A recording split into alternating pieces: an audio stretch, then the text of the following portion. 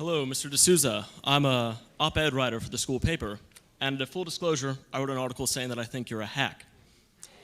Now, I came with an open mind, and I was disappointed to find that much like much of the current president's comments, yours are based on sort of shallow logic, lack of expertise, no real facts, and economic ignorance.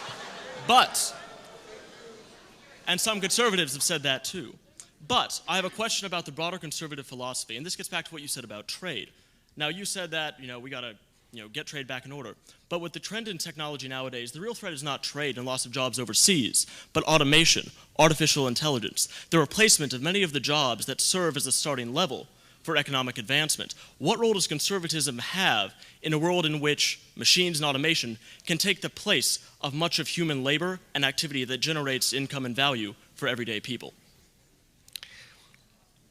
All right, well, man,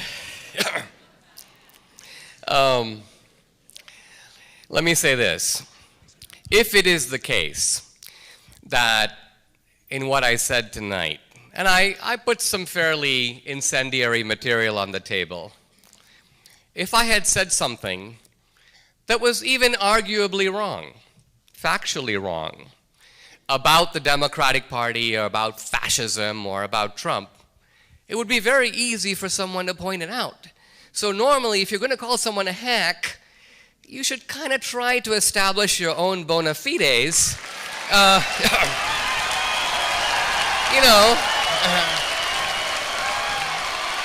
It's okay.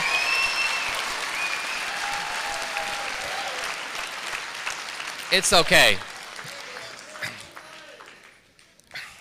Look, a certain amount of moral indignation is the staple of being a late teen.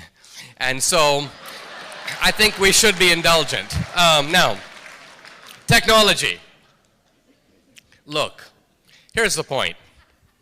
We have seen in the United States the ordinary working guy, I don't just mean the white guy, the black guy, the Hispanic guy, the working class in this country has been hit by three powerful winds blowing in the same direction.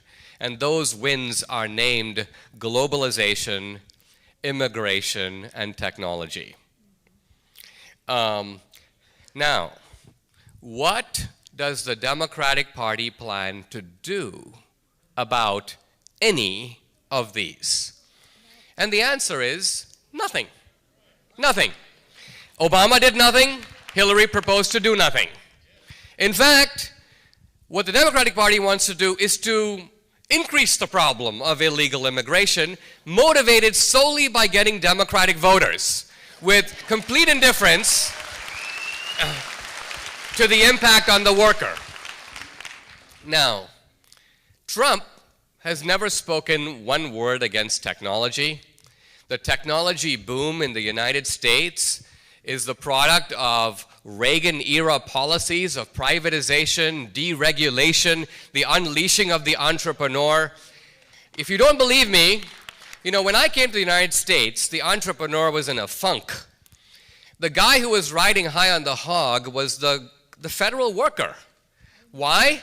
Because a generation ago, a moronic John F. Kennedy said, if you're young, if you're idealistic, do what? Join the Peace Corps. Become a public servant. An oxymoron, if I ever heard one. And so the bureaucrat was made the embodiment of American idealism. Reagan challenged that. Reagan goes, it's not the bureaucrat just sits at his desk. Reagan told the story of a guy at the Bureau of Indian Affairs who was sobbing at his desk. And a man came up to him and said, what's up? He goes, my Indian died. And this was the Reaganite celebration of the entrepreneur. And if you talk to young entrepreneurs, Michael Dell and others, they will tell you that the Reaganite mood of optimism is what launched Microsoft in 1982 and Dell in the 80s and this whole technology boom. So, in short, Trump recognizes the great benefit of technology. But he also realizes that in a society, it's not fair for a whole bunch of people to gallop tremendously ahead while a whole bunch of hardworking people are left behind. What kind of American dream is it that only works for some people? If we're going to have ladders of opportunity, everybody should be able to see a ladder.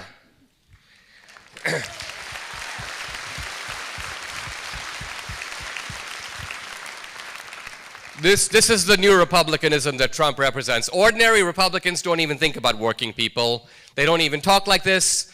They talk about things like trade instead of talking about things like workers and jobs and incomes and looking after your family.